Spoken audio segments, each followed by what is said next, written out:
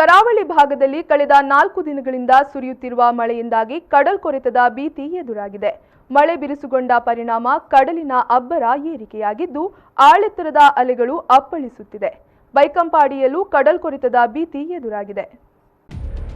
ರಾಜ್ಯದ ಕೆಲವು ಕಡೆಗಳಲ್ಲಿ ಮಳೆ ಬಿರುಸುಗೊಂಡಿದೆ. ಅಂತೆಯೇ ಕರಾವಳಿ ಪ್ರದೇಶದಲ್ಲಿ ಮಳೆಯ ಆರ್ಭಟ ಜೋರಾಗಿಯೇ ಇದೆ. ಕಳೆದ 4 ದಿನಗಳಿಂದ ದಕ್ಷಿಣ ಕನ್ನಡ ಜಿಲ್ಲೆಯಲ್ಲಿ ಎಡೆಬಿಡದೆ ಮಳೆ ಸುರಿಯುತ್ತಿದೆ. ಮಳೆಯಿಂದಾಗಿ ಕೆಲವು ಪ್ರದೇಶದಲ್ಲಿ ಅನಾಹುತಗಳು ಸಂಭವಿಸಿದೆ. ಮಾತ್ರವಲ್ಲದೆ ಮಳೆಯಿಂದಾಗಿ ಕಡಲಿನ ಅಬ್ಬರವೂ ಜೋರಾಗಿದೆ.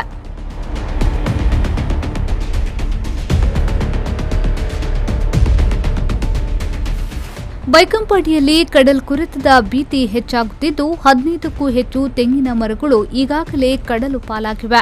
ಪ್ರವಾಸಿಗರು ಬೀಚ್ಗೆ ಬಂದ ಸಂದರ್ಭದಲ್ಲಿ ವಿಶ್ರಾಂತಿ ತೆಗೆದುಕೊಳ್ಳಲೆಂದು ವಿಶ್ರಾಂತಿ ಸ್ಥಳವನ್ನ ಬೈಕಂಪಾಡಿಯ ವಿದ್ಯಾರ್ಥಿ ಸಂಘದವರು ದಾನಿಗಳ ಸಹಕಾರದೊಂದಿಗೆ ನಿರ್ಮಿಸಿದ್ರು. ಅದು ಕೂಡ ಕಡಲು ಪಾಲಾಗುವ ಭೀತಿ ಎದುರಾಗಿದೆ.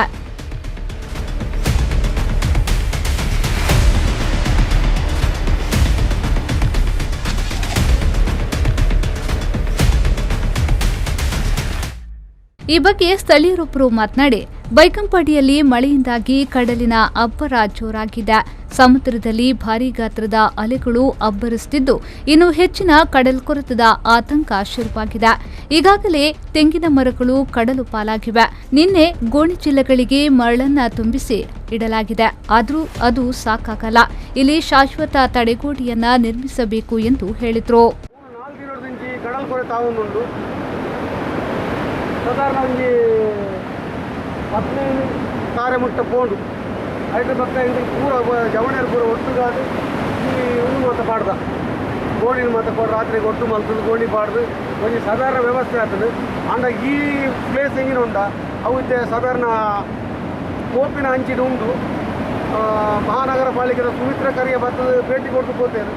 ಒಂದು 2-3-4 ಜನ ನಕಲು ಲೆಕ್ಕೊಂದು ಬರ್ತದೆ ಬೇಲೆ ಕೊಡ್ತಾರೆ. ಅಂಡ ಅವು ಪ್ರಯೋಜನ ಐತಿದೆ ಬಂದಾಗ ಮುಂದೇನು ಆ ರೀತಿ ಮಲ್ಕೊಂಡು ಬಂದಕ್ಕೆ ತಡೆಗೋಡೆ ಮಲ್ತಂಡ ಮಾತ್ರ ನಾನು ತುಂಬು ಈ ಓಲ ಚಪ್ಪರ ವಾಡು ವಾಡದೀಪಿನ ವಾಡು ಓಲ ಒಂದು ಮಲ್ಬೋದು ಬಂದಾಗ ಒಂದು ಕಡಲ್ ಕೊಡೋದು ಜಾಸ್ತಿ ಅವನು ಕಡಲ್ದ ಏರಿಕೆದ ಕಡಲ್ದ ಮಟ್ಟಲ ಏರಿಕೆ ಜಾಸ್ತಿ ಉಂಟು.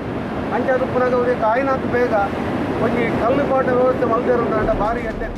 ಕರಾವಳಿ ಭಾಗದ ಸಮುದ್ರದಲ್ಲಿ ಕಡಲ್ಕೊರೆತದ ಭೀತಿ ಉಂಟಾಗಿದ್ದು ಸ್ಥಳೀಯ ಕಡಲ ನಿವಾಸಿಗಳು ಆತಂಕದಲ್ಲಿದ್ದಾರೆ. ಕೂಡಲೇ ಕಡಲ್ಕೊರೆತ ಪ್ರದೇಶಗಳಿಗೆ ಶಾಶ್ವತ ತಡೆಗೋಡೆ ನಿರ್ಮಿಸಬೇಕೆಂದು ಸ್ಥಳೀಯರು ಆಗ್ರಹಿಸಿದ್ದಾರೆ. ಶರಸಾಮ್ಯಾನ್ V4 News 24/7 ಮಂಗಳೂರು.